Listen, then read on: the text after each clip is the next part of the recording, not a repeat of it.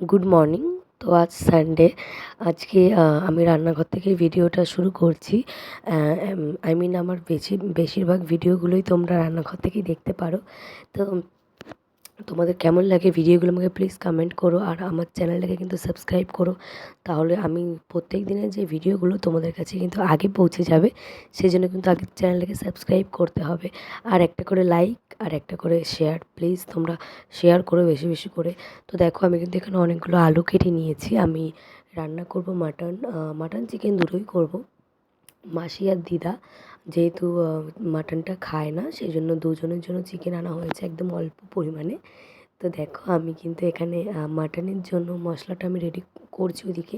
এদিকে কিন্তু ফোড়ন দিয়ে তার মধ্যে পেঁয়াজটা ভেজে নেব, আর এদিকে কিন্তু মশলাটা রেডি করছি, আর এদিকে পেঁয়াজটা ভাজা বসিয়ে দিয়েছি একটু। আমি সবসময় প্রত্যেকটা দিন আমি তাড়াহুড়ো করে রান্না করি।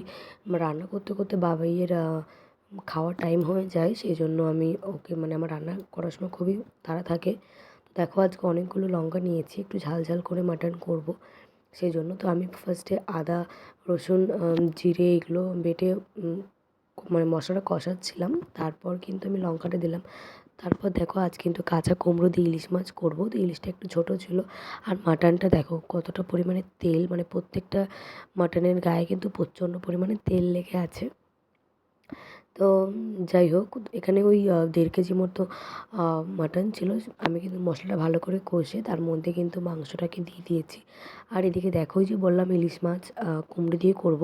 ইলিশ মাছে কিন্তু ভালো করে নুন হলুদ মাখিয়ে আমি এটাকেও কিন্তু একে একে ভেজে নেব। তো জানো তো, মাছ দেখলে না আমার এত ছিটকায়, গায়ে হাত পায়ে, সেটা যে কোনো মাছই হোক না কেন। সেই জন্য আমি সবসময় চেষ্টা করি একটু ঢেকে ঢেকে ভাজার। তো এখানে মাংসটা কিন্তু আমার কষা হয়ে গেছে, আর আমি ভাতটা এখান থেকে উঠিয়ে নিচ্ছি। ভাতটাও পুরো রেডি হয়ে গেছে। তারপর দেখো যেহেতু মাটন কড়াইতে লেট হবে সেদ্ধ হতে, আমি কিন্তু প্রেসারে দিয়ে দিয়েছি। তারপর কিন্তু একটু হলুদ আর জল দিয়ে এটাকে ঢেকে দেবো। তার আগে কিন্তু আলু দিয়ে দিয়েছি। আলুটা সবসময় আমি ওপরেই দিই, ভেতরে দিয়ে দিই না, তাহলে পুরো ভেঙে যায়। তারপর কিন্তু আমি রাঁধুনি ফোড়ন দিয়ে কাঁচা কুমড়োটাকে বসিয়ে দিয়েছি। তো মা বলছিল যে কাঁচা কুমড়ো নাকি খোসা না ছুললেই আরও ভালো হয়, কিন্তু আমি জানতাম না, যেহেতু আমি সেটা ভুলে দিচ্ছি। তারপর আমি উপর থেকে লঙ্কা দিয়ে সেটাকে ঢেকে দিয়েছি। আর এদিকে দেখো চিকেনের জন্য মশলাটাকে কিন্তু আমি রেডি করে নিচ্ছি। তারপর তরকারিটা ফুটে আসলে মাছটাকেও দিয়ে দিয়েছি। বাবাইকে কুমড়োর তরকারিটাই দেবো। আর এদিকে কিন্তু আমি চিকেনের মধ্যে মশলা মেখে ভালো করে ঢেকে রেখে দেবো। আর ওপর থেকে একটু কাঁচা সরষের তেল দিয়ে আমি কিন্তু আগে চিকেন মাটন এভাবেই রান্না করতাম, কিন্তু এখন আমি বেশিরভাগ মশলাটাকে কষে তারপর রান্না করি। তোমরা কে কে কেমন করে রান্না করো আমাকে প্লিজ কমেন্টে বলো। তারপর কিন্তু আমি ফোড়ন দিয়ে পেঁয়াজ ভেজে ওই একইভাবেই ওটাও বসিয়ে দিয়েছি। দেখো দুটো আলু দিয়েছি, যেহেতু দুজন খাবে। তো দিদা মাসি দুজনই আলু বেশি একটা পছন্দ করে না, সেই জন্য একদম 2 পিসই দিয়েছি। ওনাদের দুজনের হয়ে যাবে। এদিকে কিন্তু মাটনটা আমার পুরো কমপ্লিট হয়ে গেছে। তো দেখো এই যে রেডি, একটু ঝোল রেখেছি আর আলুগুলো আলাদা করে নিয়েছি। তারপর কিন্তু আমি এদিকে পেঁয়াজ আর শসা কেটে নেব, যেহেতু মাংস থাকছে, স্যালাড তো লাগবেই। আর এদিকে দেখো চিকেনটাও কিন্তু আমার রেডি, একদম অল্প চিকেন, সেজন্য তাড়াতাড়ি রেডি হয়ে গেছে। আর গরম মশলা দিয়ে দিয়েছি, ওটাও আমার পুরো রেডি। আর এদিকে দেখো আমি কিন্তু আমের একটা টক করে নিয়েছি। এটা একদম পাতলা, এটা কিন্তু দারুণ লাগে খেতে। মাংসের পরে কিন্তু টক একদম মাস্ট আমাদের। তারপর আমি রান্নাটাকে একদম ডিপ ক্লিন করে নেব। তো ফার্স্টে আমি ওভেনটাকে পরিষ্কার করে নিয়েছি, আর রান্নাঘরের দেওয়াল টেওয়াল সব আমি রান্না করার পরই প্রত্যেক দিনই পরিষ্কার করে দিই, তাহলে আমার একটু খাটনিটা একটু কম থাকে।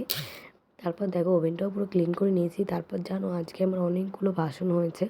আমি কিন্তু বেশিরভাগই রান্না করতে করতে বাসনটা মেজে ফেলি, তবে আজকে সেটা আমার পসিবল হয়নি। তারপর আমি রান্নার শেষে আমি বাসনটা ধোবো। তো দেখো আমার এই কড়াইটার মধ্যে না একটা দাগ হয়ে গেছে, কেন বলো তো? আমি ওই পরশুদিন আমি 10-15টা ডিম সেদ্ধ করেছিলাম। যেহেতু একসাথে অনেকগুলো ডিম ছিল, সেই জন্য কড়াইতে করেছিলাম। তারপরে কিন্তু আমার রান্নাঘরের কাজ কমপ্লিট করে আমি স্নান করে নিয়েছি। তো এখন ওই 1:30টা মতো বাজে, আমার রান্না কমপ্লিট হয়ে গেছে। তারপরে আমি স্নান করলাম। তো এরপর বাবাকে খাওয়াতে যাবো। তো আজকের মতো বাই।